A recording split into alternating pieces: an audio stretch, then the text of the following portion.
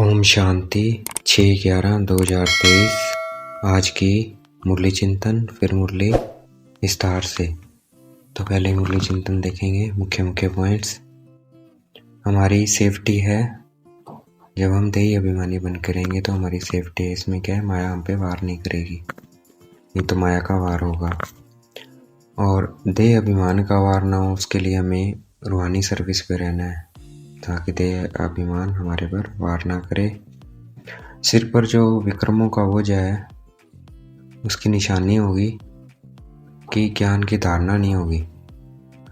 ठीक है, इससे पता लग जाएगा कि पापों का बोझा बहुत है सिर पे। अगर ज्ञान की धारणा हो रही है तो पापों का बोझा नहीं है। विक्रमों के जो पापों का बोझा है, उसको हल्का करने के लिए हमें रात को जाकर बाबा को याद करना है और निंद्रा जीत बनना है, जितना उसके बाबा को याद करना है।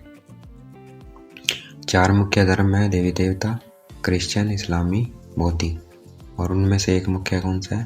देवी देवता धर्म है। 4 मेन धर्म है दुनिया में।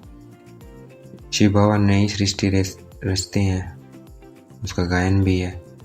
मनुष्य से देवता किए करतन लागी वार। तो ये नई सृष्टि रचते हैं, उसका गायन है। किसके द्वारा रचते हैं? ब्रह्मा द्वारा रचते हैं। तो बीके भी है, तो इसका मतलब क्या है? बीके हैं तो इसका मतलब परमात्मा है, वो सृष्टि रच रहा है।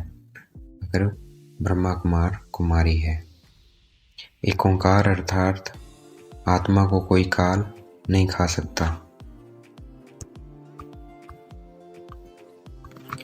क्योंकि आत्मा एक एनर्जी है, और एनर्जी है, थर्मोडायनेमिक्स का लॉ है। क्या है? Energy neither be created not be destroyed. तो उसका कभी विनाश नहीं होता है। आत्मा सिर्फ पुनर्जन्म में आती है, मतलब ट्रांसफॉर्म हो जाती है। ये शरीर छोड़ती है, दूसरे शरीर में ट्रांसफर कर जाती है आत्मा। अब मुरली विस्तार से। 6/11/2023 प्रातः मुरली मधुबन। ओम शांति। बाप दादा, मीठे बच्चे, अंजी मीठे बाप दादा, देही अभिमानी बनने में ही तुम्हारी सेफ्टी है। तुम श्रीमत पर रूहानी सर्विस में लग जाओ तो देह अभिमान रूपी दुश्मन वार नहीं करेगा।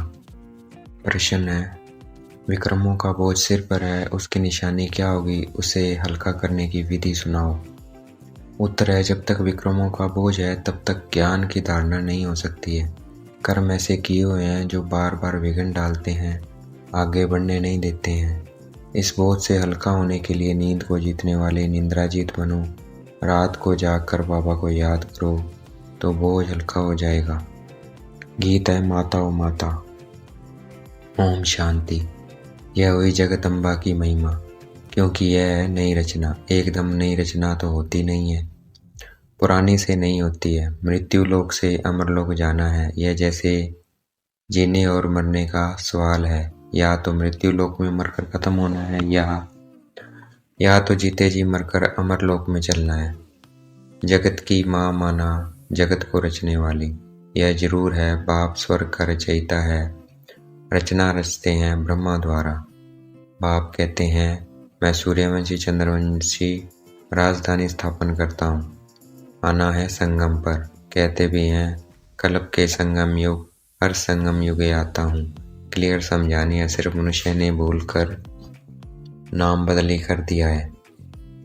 सर्वव्यापी का ज्ञान जो सुनाते हैं, उसमें पूछना पड़ता है, यह किसने कहा, कब कहा, कहाँ लिखा हुआ है। अच्छा, गीता का भगवान कौन है? जो ऐसे कहते हैं श्री कृष्ण तो देहधारी है। अगर कहते हैं गीता का भगवान श्री कृष्ण है, तो उन्हें कहना है कि श्री कृष्ण तो देहधारी है, वह तो सर्वव्यापी हो नहीं सकता। श्री कृष्ण का नाम बदल जाए तो बात आ जाती है बाप पर। बाप को तो वर्षा देना है। कहते हैं, मैं राजयोग सिखलाता हूँ सूर्यवंशी चंद्रवंशी का वर्षा देने, नहीं तो 21 जन्म का वर्षा उन्हें किसने दिया? बाबा कहते, कैसे मिला फिर श्री कृष्ण को? मैं ही आकर देता हूँ। लिखा भी हुआ है, ब्रह्मा मुख से ब्राह्मण रचे। लिखा भी हुआ है, ब्रह्मा मुख से ब्राह्मण रचे। फिर ब्राह्मणों को बैठ नॉलेज सुनाते हैं। सृष्टि के आदि मध्य अंत की। तो जो नॉलेज देने वाला है वह जरूर चित्र भी बनाएंगे समझाने के लिए। बाबा कहते हैं मैं नॉलेज देता हूँ तो इसका मतलब मैं चित्र भी बनवाऊंगा समझाने के लिए। तो वह चित्र किसके द्वारा बनवाते हैं? ब्रह्मा द्वारा। वास्तव में इसमें कोई लिखने पढ़ने की बात नहीं है, परंतु यह सहज कर समझाने के लिए चित्र बनाए हुए हैं, वही आसानी से समझ में आ जाए इसलिए चित्र बनवाए हैं। इनसे बहुत काम हो सकता है। तो जगदम्बा की भी महिमा है। शिव शक्ति भी कहा जाता है। शक्ति किससे मिलती है? वर्ड ऑलमाइटी, बाप से अर्थात भगवान से। वर्ड ऑलमाइटी अथॉरिटी, यह अक्षर भी महिमा में देना पड़े। अथॉरिटी माना जो भी शास्त्रों आदि की नॉलेज है वह सब जानते हैं। अथॉरिटी है समझाने की। ब्रह्मा के हाथ में शास्त्र भी दिखाते हैं और कहते हैं ब्रह्मा मुख कमल द्वारा सभी वेद शास्त्रों का राज समझाते हैं। तो अथॉरिटी हुई ना। तुम बच्चों को सभी वेद शास्त्रों का राज समझाते हैं। दुनिया नहीं जानती है कि धर्मशास्त्र किसको कहा जाता है। दुनिया को नहीं पता है। कहा भी जाता है 4 धर्म। कौन से 4 धर्म? देवी देवता, बौद्धि, इस्लामी और क्रिश्चियन। उनमें भी एक धर्म मुख्य है, यह है फाउंडेशन। मुख्य धर्म कौन सा है? देवी देवता धर्म। बाकी धर्म इसी धर्म से निकले हैं। बैनन ट्री का मिसाल भी दिया जाता है, इनका फाउंडेशन सड़ गया है। जैसे बाबा मिसाल देते हैं कलकत्ता में जो बैनन ट्री है उसके और टालियाँ खड़ी हैं, क्योंकि वो बैनन ट्री क्या करता है उनकी टालियाँ और जड़ें बना लेती है दूसरी जगह। तो उसका जो फाउंडेशन है मेन जिससे वो पेड़ खड़ा था वो फाउंडेशन सड़ गया नहीं है। वो किस पे चल रही है? टहनियों पे। बाकी टालियाँ खड़ी है। यह मिसाल है। दुनिया में झाड़ तो बहुत है। बाबा ने इसका मिसाल क्यों दिया है? देवी देवता धर्म की। ये सृष्टि क्या है? मनुष्य सृष्टि क्या है? एक झाड़ है जिसमें देवी देवता क्या है? फाउंडेशन है, तना है। वो अब नहीं है। बाकी टालियाँ हैं। 3 धर्म खड़े हैं टालियों पर। यह मिसाल है। दुनिया में झाड़ तो बहुत है, मिसाल दी है सिर्फ। सतयुग में भी झाड़ तो होंगे ना, करके जंगल नहीं बगीचे होंगे। काम की चीज़ों के लिए जंगल भी होंगे। लकड़ आदि तो चाहिए ना। जंगल में भी पशु पक्षी बहुत रहते हैं, परंतु वहाँ सब चीज़ें अच्छी लाभदायक होती है। पशु पक्षी भी शोभा है, परंतु गंध करने वाले नहीं होंगे। पशु पक्षी गंध करने वाले नहीं होंगे, शोभा। या पशु पक्षी ब्यूटी तो चाहिए ना। गंध क्यों नहीं करेंगे? क्योंकि वहाँ सब चीज़ें सतो प्रधान होंगी। इवन हम भी नहीं करेंगे गंध। क्यों? क्योंकि चीज़ें इतनी सतो प्रधान होती है कि वहाँ वेस्ट होता ही नहीं है कुछ। सब क्या होता है? सतो प्रधान होती है। तो वो सब क्या होता है? हमारा शरीर हर चीज़ को यूज़ कर लेता है। ऐसे पक्षियों का भी शरीर जो भी खाएंगे वो चीज़ शरीर में यूज़ हो जाती है। वो वेस्ट नहीं होता है वहाँ कुछ भी। सृष्टि ही सतो प्रधान है और शरीर से हमारे क्या निकलता है? जो वेस्ट है, जो शरीर को नहीं चाहिए, वो तत्व क्या होते हैं? बाहर निकल जाते हैं, जो अनवांटेड है शरीर के लिए। पर वहाँ इतनी सतो प्रधानता होती है कि वो सब चीज़ें शरीर यूज़ कर लेता है। सृष्टि सतो प्रधान है तो सब चीज़ें सतो प्रधान होती है। बहिष्ठ फिर तो क्या, पहली मुख्य बात है बाप से वर्षा लेना है। चित्र बनते रहते हैं, उनमें भी लिखना है ब्रह्मा द्वारा स्थापना, विष्णु द्वारा पालना। यह अक्षर मनुष्य समझते नहीं है, इसलिए विष्णु के 2 रूप लक्ष्मी नारायण है। विष्णु के रूप को लोग समझते नहीं है। वो प्रतीक किसका है? लक्ष्मी नारायण के कमांड रूप का प्रतीक है। विष्णु के 2 रूप लक्ष्मी नारायण है, पालना करने वाली। यह तो समझते हैं, कोटों में कोई समझेंगे। फिर यह लिखा है आश्रयवंत सुनंती कथंती और फिर भागंती। नंबरवार पुरुषार्थ अनुसार अपना पद प्राप्त करते हैं। कहाँ यहाँ बातें लिखी हुई है। भगवान वाच अक्षर भी ठीक है। भगवान की बायोग्राफी अगर बिगड़ जाए तो सब शास्त्र खंडन हो जाए। बाबा कहते हैं मेरी बायोग्राफी, परमात्मा की बायोग्राफी बिगड़ने से क्या होता है? बिगड़ी है इसलिए क्या हुआ है? सारे शास्त्र खंडित हो गए हैं। देखने में आता है बाप दिन प्रतिदिन अच्छे पॉइंट्स देते रहते हैं। पहले तो निश्चय करना है कि भगवान ज्ञान का सागर है, मनुष्य सृष्टि का बीज रूप है। चैतन्य बीज में नॉलेज है, किसकी होगी? जरूर झाड़ की होगी। तो बाबा क्या है, इस मनुष्य सृष्टि झाड़ का बीज है, जड़ें कौन है, हम ब्राह्मण है, और तना कौन है, देवी देवता धर्म है। तो बाप आकर नॉलेज समझाते हैं ब्रह्मा द्वारा। ब्रह्मा कुमार कुमारियाँ नाम अच्छा है, प्रजापिता ब्रह्मा के कुमार कुमारियाँ तो ढेर है, इसमें अंधश्रद्धा की कोई बात नहीं है। बाबा कहते इसमें अंधश्रद्धा नहीं है, प्रैक्टिकल में तुम्हारे सामने है कि ब्रह्मा द्वारा स्थापना तो पीके तुम्हारे सामने है, इसमें कोई अंधश्रद्धा की बात नहीं है। यह तो रचना है ना। मम्मा बाबा मम्मा अथवा तुम माता पिता सब कहते हैं जगदम्बा सरस्वती है ब्रह्मा की बेटी। बाबा मम्मा अथवा तुम माता पिता सब कहते हैं, पुकारते हैं ना शिव बाबा को। जगदम्बा सरस्वती है ब्रह्मा की बेटी, यह तो प्रैक्टिकल में बीके हैं। जिस माता पिता को हम पुकारते हैं वो कौन है, ब्रह्मा और सरस्वती। सरस्वती क्या होगी, जगदम्बा है, वो माता हो गई, और ब्रह्मा क्या हो गया, बाबा हो गए। लेकिन इनको क्रिएट किसने किया, शिव बाबा ने। तो इसलिए माता पिता कहलाते हैं इस मनुष्य सृष्टि के। यह तो प्रैक्टिकल में बीके हैं, कल पहले भी ब्रह्मा द्वारा नई सृष्टि रची थी, अब फिर जरूर ब्रह्मा द्वारा ही रचना होगी। सृष्टि के आदि मध्य अंत का राज बाप ही समझाते हैं, इसलिए इनको नॉलेजफुल कहा जाता है। बीज में जरूर पूरे वृक्ष की नॉलेज होगी। उनकी रचना चैतन्य है, मनुष्य सृष्टि है। शिव बाबा की रचना क्या है, मनुष्य सृष्टि है चैतन्य में। बाप राजयोग भी सिखलाते हैं, परमपिता परमात्मा ब्रह्मा द्वारा ब्राह्मणों को बैठ सिखलाते हैं, जो ब्राह्मण फिर देवता बनते हैं। सुनने समय मजा तो सबको बहुत आता है, परंतु देह अभिमान के कारण धारणा नहीं होती है। बाबा कहते हैं ज्ञान सुनने में मजा तो आता है, लेकिन अगर बॉडी कॉन्शियस में रहोगे, देह अभिमान में रहोगे, तो ये ज्ञान धारण नहीं होगा। और ज़रूरत क्या है, इस ज्ञान को धारण करने की ज़रूरत है, इसलिए देह अभिमानी बन के रहना है। यहाँ से बाहर गए और क्लास, अनेक प्रकार का देह अभिमान है, इसमें बड़ी मेहनत चाहिए, है ना। बॉडी कॉन्शियस से सोल कॉन्शियस में आने के लिए हमें मेहनत करनी पड़ेगी। आप कहते हैं नींद को जीतने वाले बनो, देह अभिमान छोड़ो, देही अभिमानी बनो। रात को जाकर याद करना है, देह अभिमान बॉडी कॉन्शियस, देही अभिमानी सोल कॉन्शियस। रात को जाकर याद करना है, क्योंकि तुम्हारे सिर पर जन्म जन्मांतर के विक्रमों का बोझा बहुत है, जो तुमको धारण करने नहीं देता है। कर्म ऐसे किए हुए हैं, इस कारण देही अभिमानी नहीं बनते हैं। ये पापों का बोझा है, इसलिए धारणा नहीं हो रही है, और वो उतरेगी जब देही अभिमानी बन के रहोगे, सोल कॉन्शियस में रहोगे और मुझे याद करोगे, तब पापों का बोझा उतरेगा।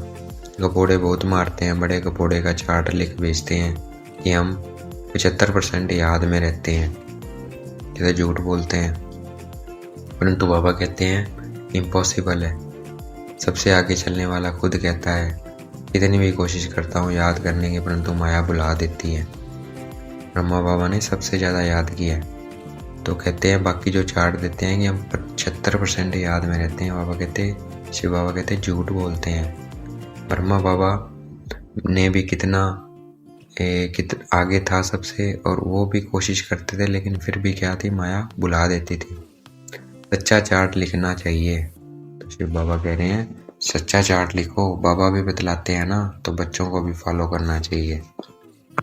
ब्रह्मा बाबा भी बता रहे हैं, क्योंकि उन्होंने प्रैक्टिकल किया, वो अनुभव बता रहे हैं।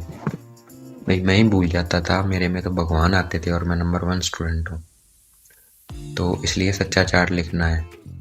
बच्चों को फॉलो करना चाहिए, ब्रह्मा बाबा को फॉलो नहीं करते हैं तो चार्ट भी नहीं भेजते हैं। पुरुषार्थ के लिए समय मिला हुआ है।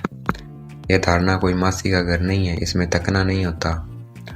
कोई समझने में टाइम लेते हैं, आज नहीं तो कल समझ लेंगे। बाबा ने कह दिया है कि जो देवी देवता धर्म का होगा और धर्म में कन्वर्ट हो गया होगा तो वह आ जाएगा।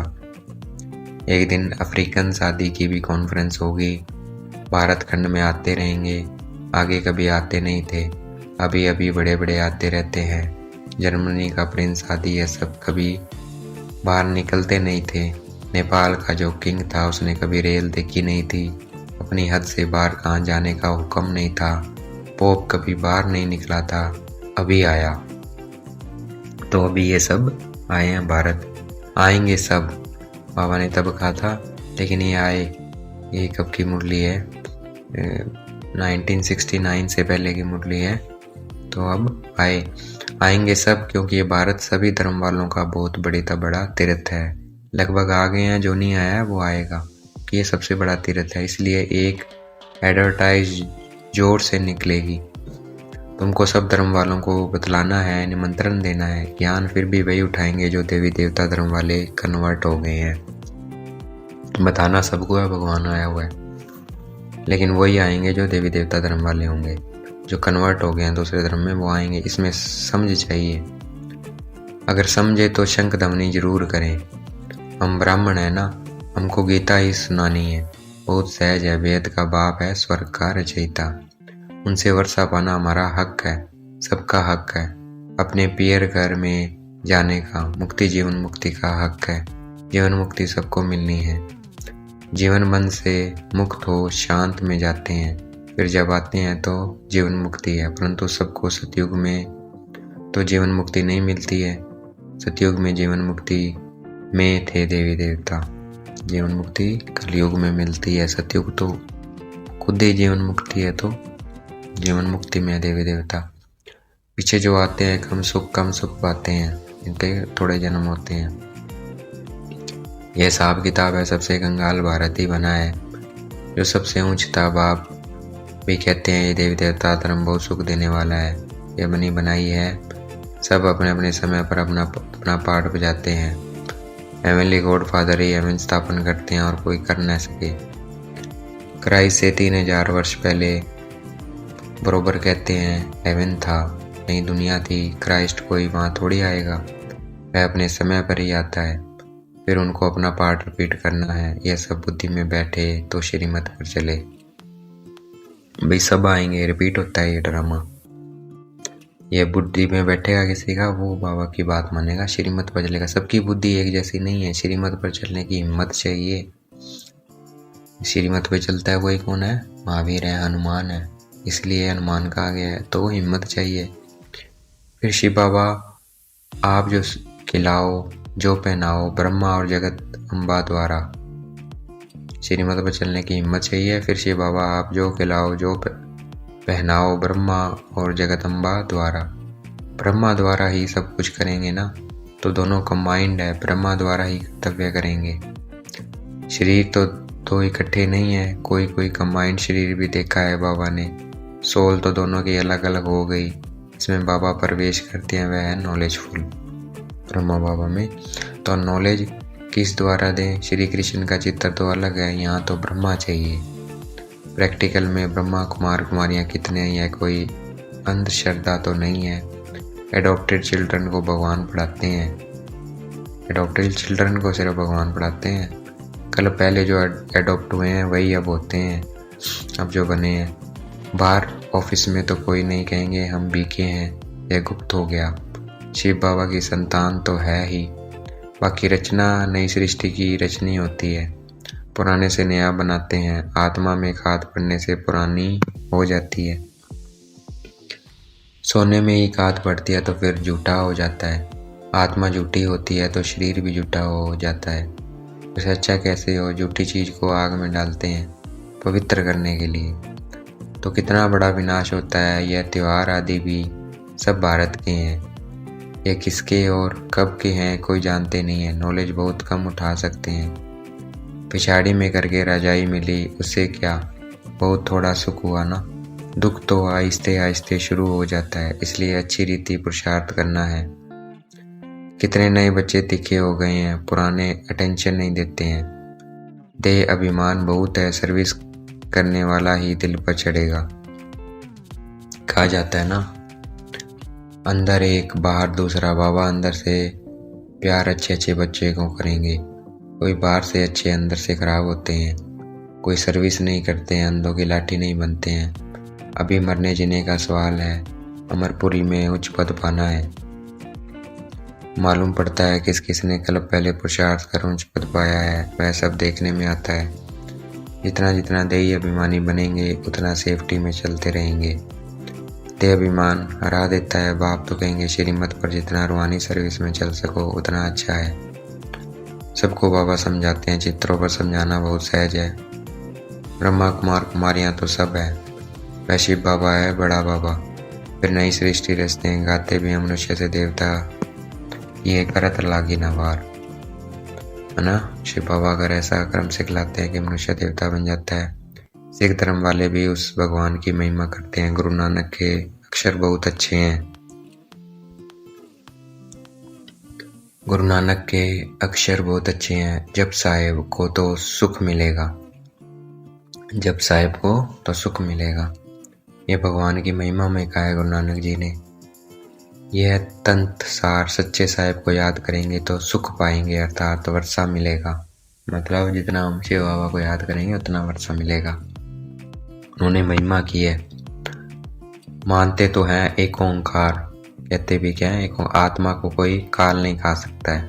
वो मानते हैं, कहते भी हैं आत्मा को कोई काल नहीं खा सकता। आत्मा मैली होती है, बाकी विनाश नहीं होता है। इसलिए आत्मा को क्या कहते हैं, अकाल मूर्त। पाप समझाते हैं मैं अकाल मूर्त हूँ तो आत्माएं भी अविनाशी है। भाई मैं भी हूँ तो आत्माएं भी, हाँ बाकी पुनर्जन्म में फर्क क्या है, आत्मा पुनर्जन्म में आती है और परमात्मा नहीं आते हैं। हम एक रस हैं, साफ बतलाते हैं मैं ज्ञान का सागर हूँ, रूप बसंत भी हूँ।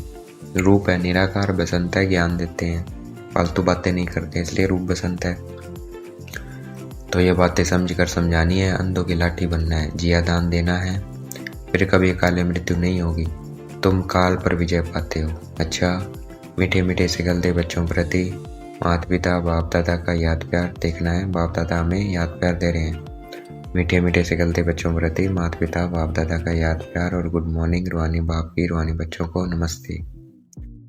हम रूहानी बच्चों की, हमें बाबा को याद प्यार देनी है। हम रूहानी बच्चों की रूहानी बाप दादा को दिलवा जांच एक बार प्रेम से गुड मॉर्निंग नमस्ते। धारणा के लिए मुख्य सार, श्रीमत पर रूहानी सर्विस करनी है, अंधों की लाठी बनना है, शंख ध्वनि जरूर करनी है। देही अभिमानी बनने के लिए याद का चार्ट रखना है, रात को जाग कर खास याद करना है, याद में थकना नहीं है। आज का वरदान है, सदा अपनी श्रेष्ठ शान में रह, परेशानियों को मिटाने वाले मास्टर सर्वशक्तिवान भव। हम मास्टर सर्वशक्तिवान हैं, तो वरदान मिल गया तो हम मास्टर बनेंगे कैसे, हमें बाबा श्रेष्ठ शान में रहेंगे तो बन जाएंगे। श्रेष्ठ शान है बाबा की याद, दिल तख्त नशीन बन के रहेंगे तो उतना ही हम दूसरों की परेशानियां मिटा सकते हैं। व्याख्या है वरदान की, सदा यह वरदान स्मृति में रहे कि हम अपनी श्रेष्ठ शान में रहने वाले, औरों की भी परेशानियों को मिटाने वाले मास्टर सर्वशक्तिमान है। ये शान है हमारी, हमें इसी शान में रहना है। वरदान है, मिल गया है, मुश्किल नहीं है। जितना हम याद में रहेंगे उतना हम तख्त नशीन बन के रहेंगे, उतना ही हम दूसरों की परेशानियां मिटा सकते हैं। कमजोर नहीं, श्रेष्ठ शान के तख्त नशीन है, जो अकाल तख्त नशीन है, बाप के दिल पर तख्त नशीन श्रेष्ठ शान में रहने वाले हैं। और श्रेष्ठ शान कौन सी होगी, और ये होगी कि जो बाबा की श्रीमत पर चलता है, कभी आप पवित्र नहीं बनता है, कभी देह अभिमान में नहीं जाता है, देही अभिमानी बन के रहता है, तो क्या दिल तख्त पर रहता है। वे स्वप्न में भी कभी परेशान नहीं हो सकते। ऐसे बच्चे कोई कितना भी परेशान करे लेकिन अपनी श्रेष्ठ शान में ही रहते हैं। आज का स्लोगन है, सदा अपने सम्मान में रहो तो सर्व का मान मिलता रहेगा। तो आज हमें अपने सर्वमान में रहना है। हमारा सम्मान कौन सा है बताया, ऊपर दिया बाबा ने, मास्टर सर्वशक्तिमान का कोई भी सम्मान ले सकते हैं। मैं मास्टर सर्वशक्तिमान हूँ, मैं बस विश्व कल्याणकारी आत्मा हूँ, मैं शांत स्वरूप आत्मा हूँ। जितना हम अपने इस सम्मान में रहेंगे तो दूसरों का मान हमें अपने आप मिलता रहेगा, मांगने की जरूरत नहीं है। हमें अपने को मान देना है। तो आशा राधे हम अपने को अपने सम्मान में रहेंगे। ओम शांति। शुक्रिया मेरे बाबा, शुक्रिया।